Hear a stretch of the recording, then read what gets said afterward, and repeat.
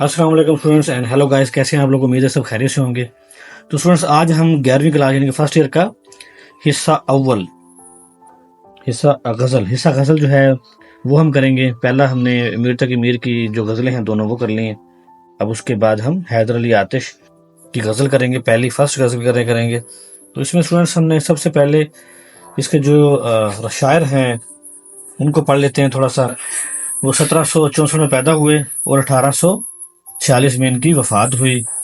तो थोड़ा सा तारुफ जो है हैदर अली आतिश का वो पढ़ लेते हैं। वो थोड़ा सा मैंने ऊपर लिखा भी हुआ है, स्टूडेंट देखें। आतिश दबस्तान लखनऊ के नुमाइंदा शायर हैं।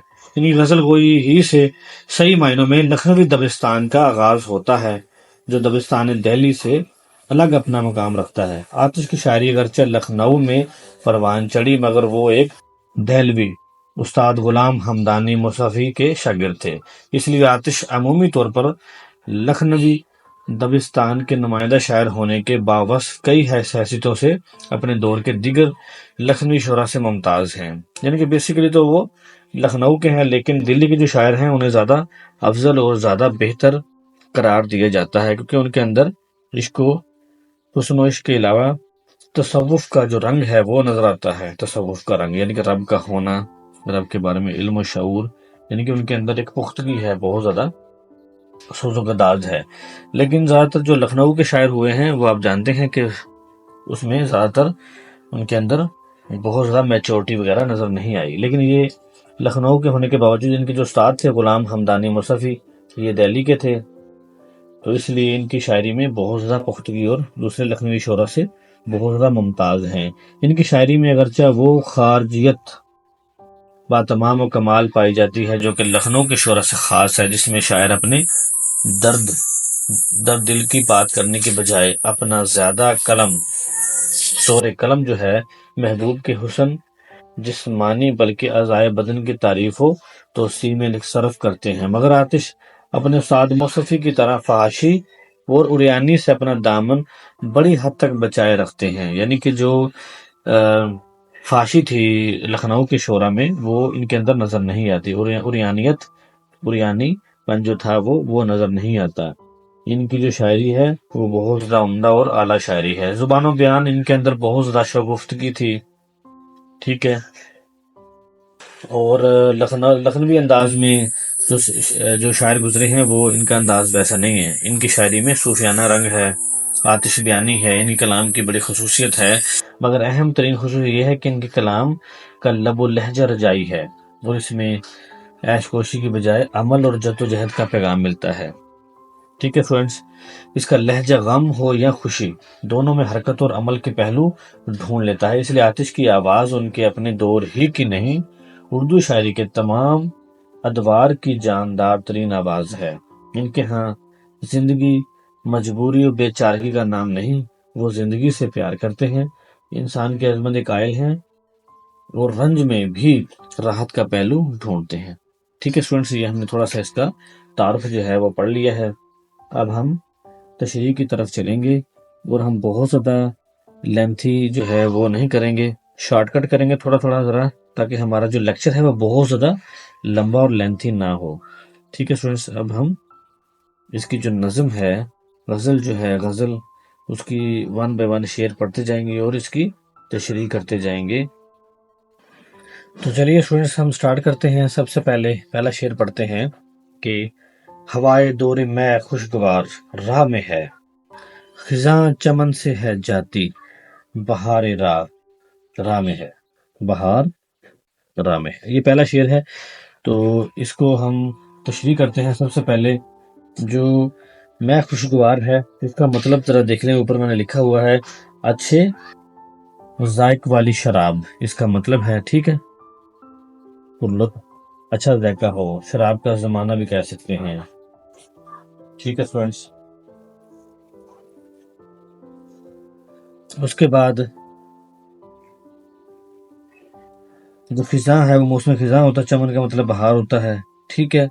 बाकी देख लें, हवा चलना, मौसम बहार की तरफ इशारा किया गया है। दौर मैंने जमाना, दौरे में क्या क्या मतलब बनेगा, शराब का जमाना, और खुशगवार और लुत्फ। चलिए इसकी जो तशरीह है वो स्टार्ट करते हैं। تو شاعر جو ہے وہ کہتا ہے کہ ہوائے دور میں خوشگوار راہ میں ہے، خزاں چمن سے جاتی ہے اور بہار راہ میں ہے۔ ٹھیک ہے فرینڈس، تو اس شعر میں خواجہ حیدر علی آتش نے اس شعر میں خزاں کے جانے اور بہار کے آنے کے حوالے سے اچھے دنوں کی آمد کی خوشخبری سنائی ہے، اور اس طرح ان کا یہ شعر امید افزائی کی ترجمانی کرتا ہے۔ اس سے معلوم ہوتا ہے کہ آتش برے حالات کے باوجود مایوسی کا شکار نہیں ہے، بلکہ انہیں بھلے دنوں کے آنے کا، یعنی کہ اچھے دنوں کے آنے کا، اچھے وقت کے آنے کا، منزل تک پہنچنے کا پوری طرح یقین ہے۔ وہ کہتے ہیں کہ خزاں چمن سے جا رہی ہے اور بہار راستے میں ہے، یعنی کہ چمن سے خزاں جا رہی ہے اور بہار جو ہے وہ راستے میں ہے، یعنی کہ برا وقت جو ہے وہ جا رہا ہے اور اچھا وقت وہ قریب آ رہا ہے، گویا کہ آیا ہی چاہتا ہے۔ بہار آئے گی یعنی کہ تو ہم اپنے روایات کے مطابق خوشی کا اظہار کے لیے میں اور ساگر کو دور چلائیں گے، یعنی کہ خوشی کے لیے وہ کہتا ہے کہ ساگر کے جو ہے، یعنی کہ جو شراب ہے اس کے دور چلائیں گے، اس کو پیئیں گے۔ یہاں خزاں سے رنج و عالم، یعنی کہ رنج و غم اور ناکامیوں کا دور مراد ہے یہاں پہ۔ ٹھیک ہے فرینڈس، یہاں پہ جو موسم خزاں ہے وہ دکھ درد کا دور ہے، مصیبتوں کا دور ہے، پریشانیوں کا دور ہے اور ناکامیوں کا دور ہے، اور بہار سے کامیابی اور کامرانی مراد لیا گیا ہے۔ ٹھیک ہے فرینڈس، یعنی کہ بہار سے کیا مراد ہے؟ کامیابی اور کامرانی، مسرت، خوشی، منزل مقصود تک پہنچنا۔ اس طرح گویا آتش اپنے ہم وطنوں، دوستوں اور ساتھیوں کو یہ پیغام دیتے ہیں کہ انہیں حالات کی سنگینی اور غم و الم کے ہجوم سے دل شکستہ ہونے کی ضرورت نہیں ہے، پریشان ہونے کی ضرورت نہیں ہے۔ آثار یہ بتا رہے ہیں کہ مصیبت کے یہ دن ختم ہونے والے ہیں، اور ان کے بعد اچھے دن آئیں گے، اچھا وقت آئے گا۔ ٹھیک ہے اسٹوڈنٹس، یہ ہم نے اس کا پہلا شعر کیا اور اس کی تشریح ہم نے فٹافٹ ہے وہ کمپلیٹ کر لی۔ دوسرا شعر پڑھتے ہیں کہ عدم کے کوچ کی لازم ہے فکر ہستی میں، نہ کوئی شہر نہ کوئی دیار راہ میں ہے۔ ٹھیک ہے اسٹوڈنٹس، عدم کا مطلب جو ہے وہ دیکھ لیں فنا، ٹھیک ہے، آخرت، فنا، اور اس کے بعد ہستی کا مطلب دیکھیں، ہستی میں نے زندگی، کوچ سفر پر روانہ ہونا، کوچ کر جانا، کوچ کرنا، کدھر گیا، کوچ کی لازم روانگی سفر، ٹھیک ہے، لازم میں نے اختیار کرنا، اور دیار کہتے ہیں ملک کو یا شہر کو یا وطن کو، ٹھیک ہے، یعنی کہ سفر آخرت کی تیاری دنیا میں کرنی چاہیے۔ تو اس میں شاعر کہتے ہیں کہ ہستی میں عدم کے کوچ کی فکر لازم ہے، کیونکہ اس کی راہ میں نہ تو کوئی شہر ہے اور نہ کوئی دیار ہے۔ تو یہاں پہ خواجہ حیدر علی آتش نے شعر میں اس بات کی طرف توجہ دلائی ہے کہ انسان کو اس دنیا میں رہتے ہوئے اپنے سفر آخرت کی تیاری کرنی چاہیے۔ وہ کہتے ہیں کہ آخرت کے سفر پر روانہ ہونے کے لیے اس راہ کی فکر اس دنیا میں ہی کر لینی چاہیے، کیونکہ اس سفر میں کوئی ایسا مقام نہیں آتا جہاں سے ضرورت کی کوئی چیز مل سکے۔ آدمی کسی سفر پر روانہ ہونے سے پہلے آپ نے دیکھا ہوگا کہ ضروریات سفر جمع کر کے ساتھ رکھ لیتا ہے، اور کوئی ضرورت کی چیز رہ نہ گئی ہو تو سفر کے دوران راستے میں آنے والی کسی بستی سے، شہر سے یا آبادی سے حاصل کر لیتا ہے۔ یعنی کہیں اگر آپ سفر کر رہے ہوتے ہیں تو کوئی چیز رہ جائے تو آپ کیا کرتے ہیں کہ راستے میں کوئی بھی جگہ پہ آئے، کسی چھوٹے موٹے شہر میں یا کسی بھی روڈ کے اوپر آپ کوئی چیزیں خرید سکتے ہیں، جو چیزیں آپ نے راستے میں یعنی کہ سفر میں نہیں لے کی، وہ راستے سے لے لیتے ہیں۔ ٹھیک ہے، تو وہ کہنا چاہتا ہے کہ ہر منزل پر کوئی نہ کوئی شہر یا بستی مل جاتی ہے جہاں سے مسافر لوگ اپنی ضرورت کی سامان چیزیں لے لیتے ہیں، مگر آخرت کا سفر ایسا سفر ہے کہ اس راستے میں کوئی بستی، کوئی شہر، کوئی ملک، کوئی آبادی نہیں آتی۔ ٹھیک ہے اسٹوڈنٹس، جہاں سے ضرورت کی کوئی چیز مل سکے۔ اس سفر کے لیے انسان کی ساری تیاری اس دنیا کی چیزوں، اس زندگی ہی سے کرنا ہوتی ہے۔ ٹھیک ہے، یعنی کہ وہ کہتا ہے کہ اسی دنیا میں ساری تیاری کرنی ہوتی ہے، راستے سے کوئی چیز نہیں ملتی۔ ٹھیک ہے، اور اس زندگی میں وہ نیک اعمال کرتا ہے، وہی اس کے آخرت کے سفر کے لیے یعنی کہ سفر میں کام آتا ہے۔ چنانچہ آخرت میں کام آنے والے اس سامان کی فکر کرنا اسی دنیا میں لازم ہے، یعنی کہ اسی دنیا میں وہ اپنا سامان جو ہے وہ ساتھ لے کے جائے گا، راستے میں کوئی چیز نہیں ملے گی، اور یہ سامان جیتے جی ہی جمع کر لینا چاہیے، کیونکہ آخرت کے سفر میں سامان کام آنا یعنی کہ سامان جو ہے وہ راستے سے کوئی نہیں ملے گا. ٹھیک ہے اسٹوڈینٹس، تو یہ ہمارا جو ہے وہ دوسرا شعر جو ہے وہ ہم نے کمپلیٹ کر لیا ہے. اس کے بعد ہم تیسرا شعر پہ پڑھتے ہیں. تو اسٹوڈینٹس ہم تیسرا شعر پڑھتے ہیں. وہ کہتا ہے کہ نہ بدر کا ہے اور نہ کوئی رفیق ساتھ اپنے، فقط عنایت پروردگار راہ میں ہے. بدر کا کہتے ہیں اسٹوڈینٹس یعنی کہ رہنما، کوئی رفیق کہتے ہیں ساتھی کو. بدر کا قافلے کا جو سردار ہوتا ہے، رہبر ہوتا ہے، رہنمائی کرتا ہے، آپ کو راستہ دکھاتا ہے. فقط میں نے صرف عنایت پروردگار اللہ کی مہربانی، راہ ہمراہ، کوئی اس کا ساتھ وہ کہتا نہیں ہے.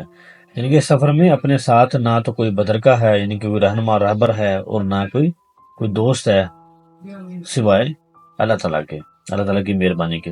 تو خواجہ حیدر علی آتش نے اس شعر میں سفر آخرت کے اس پہلو کو نمایاں کیا ہے کہ یہ سفر ہر انسان کو اکیلے ہی طے کرنا ہوتا ہے.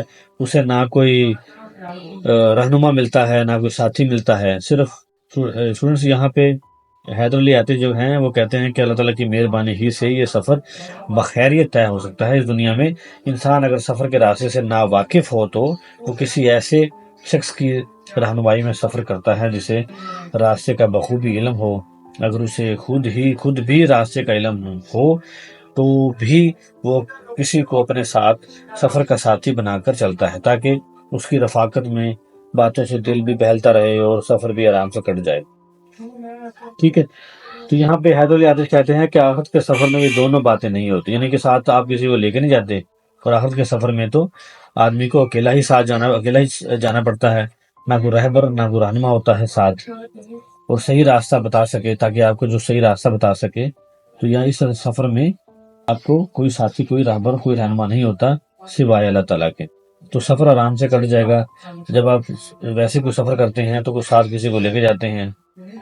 ہاں، اگر کوئی چیز اس سفر میں مددگار ثابت ہو سکتی ہے تو وہ صرف اللہ تعالیٰ کی عنایت ہے، اللہ تعالیٰ کی مہربانی ہے، اس کی نظر کرم ہے، اس کا فیض ہے، اس کا رحم ہے ہمارے اوپر. اللہ تعالیٰ کی مہربانی شامل حال ہو تو یہ سفر بخوبی خیریت اور بخیریت سے طے ہو جاتا ہے. مگر اللہ تعالیٰ کی مہربانی بھی یوں ہی اور بیٹھے بٹھائے نہیں مل جاتی. اس کے لیے ضروری ہے کہ انسان دنیا میں رہتے ہوئے ایسے نیک اعمال کرے جس کے ذریعے اسے اللہ تعالیٰ کی خوشنودی حاصل ہو سکے. تو اس میں تیاری کیا کرنی ہوتی ہے کہ آپ اچھے اور نیک اعمال کریں گے. اس کا مطلب یہ ہے شاعر کا کہ جب تک آپ نیک اعمال نہیں کریں گے، اللہ تعالیٰ کی مہربانی حاصل نہیں ہوگی. اگر گناہوں میں زندگی گزاریں گے، آپ کے اعمال جو ہیں وہ نیک نہیں ہوں گے، تو آپ کو کوئی بھی خوشنودی اللہ تعالیٰ کی حاصل نہیں ہوگی. وہ اپنی دنیاوی زندگی میں اللہ کے احکام کے مطابق زندگی بسر کرے گا تو اللہ تعالیٰ اس سے خوش ہوگا. اس کے نتیجے میں اسے آخرت کے سفر میں اللہ تعالیٰ کی مہربانی اور توجہ حاصل ہوگی، اور اس مہربانی کے طفیل اس کی وجہ سے، اس کی بدولت اس کا سفر آخرت بخیریت طے پائے گا، مقام تک پہنچے گا. تو شعر نمبر 4 ہم پڑھتے ہیں. سفر ہے شرط مسافر نواز، بہ تیرے ہزار ہا شجر سایہ تر راہ میں ہے. تو سنو یہاں پہ مسافر نواز، مسافر پر نوازش کرنے والے، مسافر کی خدمت کرنے والے. شجر سایہ دار کہتے ہیں سایہ دار درخت کو. ٹھیک ہے، وہ کہتا ہے یہاں پہ کہ سفر جو ہے وہ شرط ہے، مسافر نواز بہتیرے مل جائیں گے، یعنی کہ بہت سارے مل جائیں گے. راہ میں ہزار ہا شجر سایہ دار ہے. خواجہ حیدر علی آتش نے اس شعر میں سفر، مسافر نواز اور شجر سایہ دار کے حوالے سے انسانی زندگی میں حرکت اور عمل کی اہمیت بیان کی ہے. کہا جاتا ہے کہ حرکت میں برکت ہے اور سفر وسیلہ ظفر ہے. ٹھیک ہے اسٹوڈنٹس،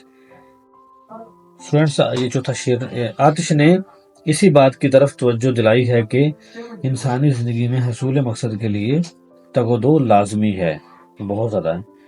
تگ و دو بہت زیادہ ضروری ہے. یعنی تکلیفوں اور رکاوٹوں کے دور ہونے کے سامان خود بخود پیدا ہوتے چلے جاتے ہیں. اس بات کو آتش سفر اور مسافر کی مثال کے حوالے سے بیان کرتے ہیں اور کہتے ہیں کہ آدمی سفر تو اختیار کرے، اس کا سفر میں نکل کھڑا ہونا شرط اول. یعنی کہ سفر لازمی اختیار کرے گا، لازمی اس کو سفر کے لیے جانا پڑے گا. یعنی کہ عمل کی طرف اشارہ کیا ہے کہ عمل لازمی ضروری ہے، کسی بھی کامیابی کے لیے عمل ضروری ہے. جب وہ سفر پر چل نکلے گا تو وہ راستے میں اکیلا اور بے یار و مددگار نہیں رہے گا، اس کو اپنے سفر میں مسافروں کی خدمت کرنے والے بہت سارے مل جائیں گے۔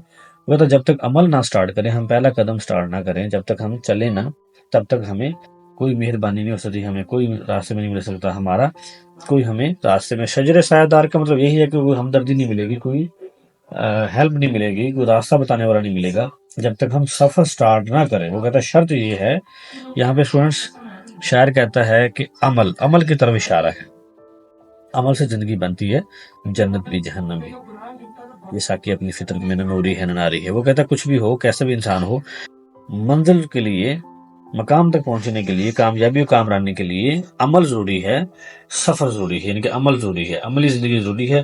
تب جب عملی زندگی ہم سٹارٹ کرتے ہیں، تب آپ کو، یعنی کہ جب تک حرکت نہیں کریں گے تب تک آپ کو منزل مقصود تک نہیں پہنچ پائیں گے۔ عمل ضروری ہے، جب تک عمل سٹارٹ نہیں کریں گے آپ کو کوئی ہیلپ کرنے والا، کوئی شجر سایہ دار، ہمدرد نہیں ملے گا۔ ٹھیک ہے سٹوڈنٹس، اگلا شعر پڑھتے ہیں۔ مقام تک بھی ہم اپنے پہنچ ہی جائیں گے، مقام تک بھی ہم اپنے پہنچ ہی جائیں گے، خدا تو دوست ہے، دشمن ہزار راہ میں ہے۔ تو اسٹوڈنٹس یہ پانچواں شعر ہم پڑھتے ہیں کہ مقام تک بھی ہم اپنے پہنچ ہی جائیں گے، خدا تو دوست ہے، دشمن ہزار راہ میں ہے۔ مقام یعنی کہ منزل تک جو آپ نے منزل حاصل کرنی ہوتی ہے، جو مقام آپ نے حاصل کرنا ہوتا ہے، جہاں آپ نے پہنچنا ہوتا ہے، یعنی کہ جو مقام دنیا میں حاصل کرنا ہوتا ہے، وہ کہتا ہے خدا تو دوست ہے، خدا تو ہمیشہ ہمدرد ہوتا ہے، ہمارا دوست ہوتا ہے، ہمیں راستہ بتانے والا ہوتا ہے، لیکن ہمارے راستے کے اندر دشمن جو ہے کافی سارے ہوتے ہیں جو ہمیں روکتے ہیں، ہمیں منزل مقصود تک پہنچنے نہیں دیتے۔ تو ہم بھی اپنے مقام تک پہنچ جائیں گے، شاعر کہتا ہے، اگر ہزار دشمن راہ میں ہے تو وہ کہتا ہے خدا تو ہمارا دوست ہے نا۔ تو شاعر حیدر علی آتش کا یہ شعر ایک ایسے حوصلہ مند انسان کی تصویر پیش کرتا ہے جسے زندگی میں اپنے جدوجہد کے ساتھ ساتھ اللہ تعالیٰ کی نصرت اور دستگیری پر پورا بھروسہ ہے، یعنی کہ اللہ تعالیٰ کی رحم و کرم پر بہت زیادہ بھروسہ ہے، اس کے فضل پر بہت زیادہ بھروسہ ہے اسے، جسے زندگی میں وہ اپنے جدوجہد کے ساتھ جوڑتا ہے۔ وہ کہتے ہیں کہ ہم تو اپنے مقصد کے حصول کے جدوجہد میں اپنی پوری توانائیوں کے ساتھ سرگرم عمل رہیں گے، یعنی کہ عملی زندگی ہم پورے مقصد کے ساتھ، پورے زبردست طریقے کے ساتھ، لگن کے ساتھ، شعور کے ساتھ، ہمت کے ساتھ چلیں گے، سرگرم عمل رہیں گے، تگ و دو کریں گے، اپنی منزل کی طرف بڑھتے رہیں گے۔ اس میں شک نہیں کہ ہمارے دو چار نہیں ہزاروں دشمن ایسے ہوں گے جو ہمیں قدم قدم پر ہماری راہ میں رکاوٹیں بنے گی۔ اسٹوڈنٹس آپ نے دیکھا ہوگا کہ آپ کہیں بھی کوئی بھی عمل کرتے ہیں تو آپ کے لازمی کوئی نہ کوئی آپ کو پریشان کرنے کے لیے نیگیٹو پہلو، نیگیٹو جو ہیں کردار لازمی ہوتے ہیں۔ تو آپ نے، وہ کہتا ہے کہ ہمیں کامیاب و کامران دیکھنا نہیں چاہتے، وہ ہر جائز و ناجائز حربے استعمال کرتے ہیں، وہ ہمیں طرح طرح کے ہیلوں سے ہمیں ناکام کرنے پر تلے ہوتے ہیں، ان کی دشمنی کی بدولت ہمیں طرح طرح کی مشکلات کا سامنا بھی کرنا پڑتا ہے، مگر ہمیں اپنے مقصد کی سچائی کو پختہ رکھنا ہے، بہت زیادہ یقین رکھنا ہے، اور اسی یقین کی بدولت ہمیں یہ اعتماد کہ خدا ہمارے ساتھ ہے اور اس کی مہربانی ہمارے ساتھ ہے اور وہ ہمارے مشکلات میں ہماری دستگیری فرمائے گا۔ اس لیے ہمیں یقین ہے کہ ہم دشمنوں کی تمام رکاوٹیں عبور کرتے چلے جائیں گے اور ایک دن اپنی منزل پر پہنچ جائیں گے اور اپنے مقصد کے حصول میں کامیابی اور کامرانی حاصل کریں گے۔ تو اسٹوڈنٹس اس کے بعد ہم آخری شعر پڑھیں گے جو ایک کیا ہے، مکتا ہے۔ مکتا کسے کہتے ہیں؟ جس میں شاعر اپنا تخلص استعمال کرتا ہو اور آخری شعر ہو کہ تھکیں جو پاؤں تو چل سر کے بل، نہ ٹھہر آتش، گلے مراد ہے منزل میں خار راہ میں ہے۔ تھکے جو پاؤں تو چل سر کے بل، نہ ٹھہر آتش، گلے مراد ہے منزل میں خار راہ میں ہے۔ آتش یہاں پہ اپنا نام استعمال کرتے ہیں، اپنا تخلص استعمال کرتے ہیں یہاں پہ، ٹھیک ہے، یہ مکتا کہلائے گا اسٹوڈنٹس۔ تو گل مراد جو ہے وہ کامیابی کا پھول ہے، ٹھیک ہے، خار کا مطلب کانٹے یعنی کہ تکلیفیں، ٹھیک ہے۔ تو خواجہ حیدر آتش غزل کے اس مقطع میں انتہائی حوصلہ مند انسان کی تصویر پیش کی ہے، انہوں نے حوصلہ دینے کے لیے بہت زیادہ تصویر کشی کی ہے۔ وہ اپنے آپ کو کسی دوسرے انسان کی طرح مخاطب کرتے ہوئے کہتے ہیں کہ آتش، تمہیں اپنا سفر ہر حال میں جاری رکھنا چاہیے اور کسی مرحلے پر بھی تمہیں تمہاری منزل اور جدوجہد میں کمی نہیں آنی چاہیے اور راستے میں رکنا نہیں چاہیے، یعنی کہ اگر تھک جاؤ پاؤں تو سر کے بل چلو، یعنی کہ اس کا مطلب یہ ہے کہ بہت زیادہ شدت سے کوشش جو ہے وہ کرتے رہو۔ تم وہ مسافر ہو جو یہ عزم لے کر نکلا ہے کہ سفر جاری رکھنا ہے، ہر صورت تمام مشکلات کے باوجود ہر حال میں آگے بڑھنا ہے، اور اس لیے چلتے چلتے اگر تمہارے پاؤں تک چور ہو جائیں تھکاوٹ سے، درد سے، تکلیفوں سے، عذاب سے، مصیبتوں سے، اور قدم اٹھانے سے بھی عاجز آ جاؤ، تب بھی تمہیں اپنے سفر تک لازمی چلنا ہے، اپنی منزل تک لازمی پہنچنا ہے، بلکہ سر کے بل چلتے ہوئے بھی اپنی سفر کو جاری رکھنا ہے، اور کامیابی کا پھول یعنی کہ منزل پر پہنچ کر ہی دم لینا ہے، سانس لینا ہے، جبکہ مشکلات کانٹے راستے میں ہی رہ جائیں گے۔ بس ہمیں زندگی کے سفر میں کہیں بھی اور کبھی بھی حوصلہ نہیں ہارنا چاہیے، بلکہ ہزار رکاوٹوں اور مشکلات کے باوجود ہر حال میں اپنی جد و جہد جاری رکھنی چاہیے، اور ہم انتہائی برے حالات کے باوجود اپنی کوشش کو جاری رکھیں گے، اور مشکلات کے راستے کے تمام کانٹوں کو رونتے ہوئے منزل تک پہنچیں گے، بشرط ہم ایسے مسافر کی طرح ہوں جو ہمت اور حوصلہ رکھیں، بہت زیادہ حوصلہ رکھیں، پاؤں تھک جائیں تو سر کے بل چلیں، یعنی کہ چلتے جانا ہے، چاہے جیسی مرضی مصیبت آ جائے، منزل کی طرف رواں دواں رہیں گے، اور کامیابی و کامرانی ایسے ہی حوصلہ مند مسافروں کے ساتھ رہتی ہے، اور مسافروں کا انتظار کرتی ہے کامیابی، جو بہت زیادہ ہمت اور جرت رکھتے ہیں اور پرعزم رہتے ہیں، اور سراپا استقامت انسانوں کے کامیابی جو ہے وہ قدم چومتی ہے۔ ٹھیک ہے اسٹوڈنٹس، اس کے ساتھ ہی ہمارا آج کا جو لیکچر ہے وہ ختم ہوتا ہے۔ یہ غزل ہم نے کر لی ہے، نیکسٹ لیکچر میں ہم دوسری غزل جو ہے اس کی حیدر علی آتش کی وہ کریں گے۔ تو اسٹوڈنٹس لائک کیا کریں، کمنٹ لازمی کیا کریں، اور سبسکرائب کیا کریں تاکہ ہماری حوصلہ افزائی ہو۔ تو اس کے ساتھ ہی ہمارا لیکچر جو ہے وہ ختم ہوتا ہے۔ نیکسٹ لیکچر تک اللہ حافظ۔